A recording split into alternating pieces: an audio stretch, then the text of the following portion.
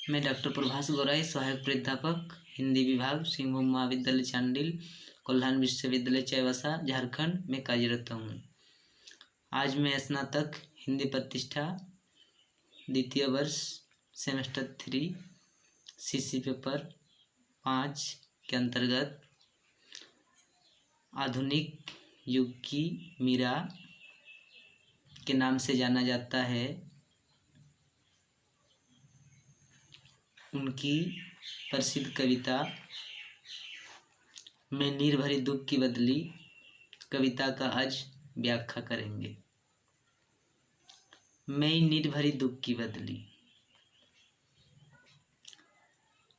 ऐसे हम लोग जानते हैं कि छावाद के 4 प्रमुख कवि हैं जिन्होंने छावाद के बृहद चतुष्टयी में स्थान दिया जाता है।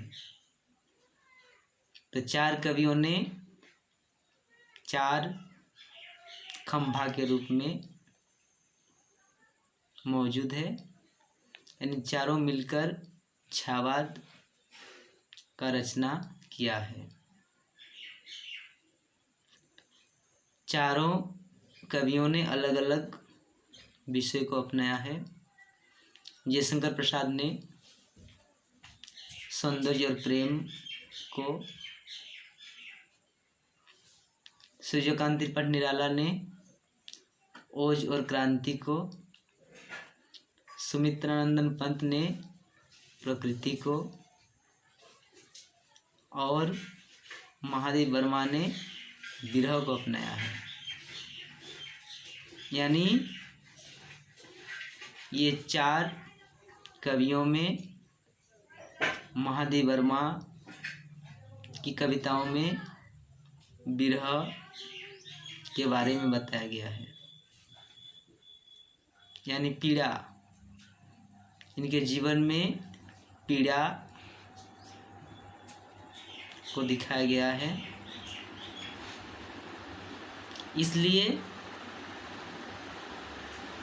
महादेव वर्मा को आधुनिक युग की मीरा के रूप में देखा जाता है और साथ ही साथ इनके स्वर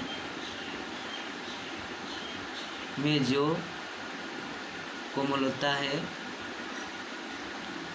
उसे देखकर इन्होंने छावाद की कोकिला भी कहा जाता है। इन्होंने अज्ञात प्रियतम के प्रति अपना प्रेम भावना व्यक्त किया है, यानी इनका जो प्रिय है अज्ञात है और उनके प्रति जो लगाव है, प्रेम है, उसे दर्शाया गया है। तो आइए हम लोग जानते हैं कि मैं नीर भरी दुख की बदली का व्याख्या में किस तरह इन कविता में कहा गया है, बताया गया है। मैं नीर भरी दुख की बदली। यहाँ महादेव वर्मा अपने को नीर भरी दुख की बदली, यानी एक होता है बादल पानी से भरा हुआ, यानी बारिश होने वाला बादल, एक होता है छल प्रवंचना धोखा देने वाले बादल। यानी जब आसमान में बादल दिखाई पड़ता है, छा रहता है, तो सभी बादलों का ये नहीं होता है कि बारिश होगा। कुछ बदली जो होता है, कुछ बादल जो होता है, उसमें अवश्य बारिश होती है। तो इनका जो जीवन क्या है कि मैं नीर भरी दुख की बदली। मैं कैसा बादल हूँ? मैं नीर भरा, यानी नीर भरा हुआ बादल हूँ, बदली हूँ। मैं नीर भरी दुख की बदली, यानी इनका जीवन में विरह जो आया है जन्म से लेकर अंतिम क्षण तक, तो किस तरह वह मंडराता है, बरसाता है, जीवन को हरा भरा बनाता है, कीचड़ बनाता है, जीवन को सुखमय बनाता है, उसे दिखाया गया है। तो आइए हम लोग जानते हैं इस कविता में। मैं नीर भरी दुख की बदली, मैं नीर भरी दुख की बदली। स्पंदन में चिर निष्पंद वशा, क्रंदन में आहत विष सहसा, नयनों में दीपक से जलते, पलकों में निर्जरनी मछली। मेरा पग पग संगीत भरा, सांसों में स्वप्न पराग झरा। नभ के नव रंग बुनते दुकुल, छाया में मलय बयार पली। मैं निर्भरी दुख की बदली, मैं निर्भरी दुख की बदली। इन्होंने अपने जीवन में जो दुख है, जो कुछ भोगा है, उसे यथार्थ चित्रण किया है। अपने को क्या बता रहा है? मैं निर्भरी दुख की बदली, मैं कैसा बादल हूँ, नीर भरा हुआ। स्पंदन में चिर निस्पंद वर्षा, क्रंदन में आहत विश्वासा। यानी अज्ञात प्रियतम को प्राप्त करने के लिए, पाने के लिए दिन रात रोना पड़ता है। जब भक्त भगवान का स्मरण करता है तो उसमें अज्ञात प्रियतम के रूप में जो महादेवी ने देखा है, उनका भी दर्शन होता है। और उन्होंने इस तरह कहा है कि चिर निस्पंद वर्षा, स्पंदन यानी अपने जड़ता में भी इन्होंने जीवन दिखाई पड़ रहा है। और क्रंदन में आहत विश्व हंसा। और भगवान को पाने के लिए जब हम लोग रोते हैं, बिलखते हैं, और उससे क्या होता है कि लोगों की हमें हंसी सहनी पड़ती है, मजाक सहनी पड़ती है, परिहास सहनी पड़ती है। तो अज्ञात प्रियतम को प्राप्त करने के लिए जो कुछ पूजा अर्चना करते हैं, उसको देखकर लोग रोते हैं, यानी हंसते हैं। खुद को रोना पड़ता है और उस रोना को देखकर लोग हंसते हैं, संसार के लोग हंसते हैं। नयनों में दीपक से जलते, पलकों में निर्जरनी मछली। नयनों में दीपक से जलते यानी नयन यानी आँखों में हमेशा दिन रात भगवान की आराधना करनी पड़ती है। दिन रात हमें अज्ञात प्रियतम के उस रास्ते की ओर निहारते रहते हैं, जिसमें हमें दर्शन होने की संभावना है। पलकों में निर्जरनी मछली। और पलक यानी हमेशा अपने जीवन को अज्ञात प्रियतम की प्राप्ति के लिए झरना की तरह दिन रात हमें आँखों से आंसू बहानी पड़ती है। तो इस तरह निर्जन यानी झरना बन गया इनका शरीर।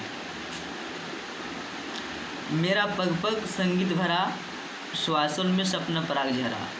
और मेरा पग पग संगीत भरा यानी मैं जो भी जीवन में अपनाता हूँ, जो भी करता हूँ, उसे खुशी खुशी स्वीकार करता हूँ। यानी मुझे इस पर खुशी है, इस पर कोई गम नहीं है जो भी मैं करती हूँ। श्वासों में स्वप्न पराग झरा।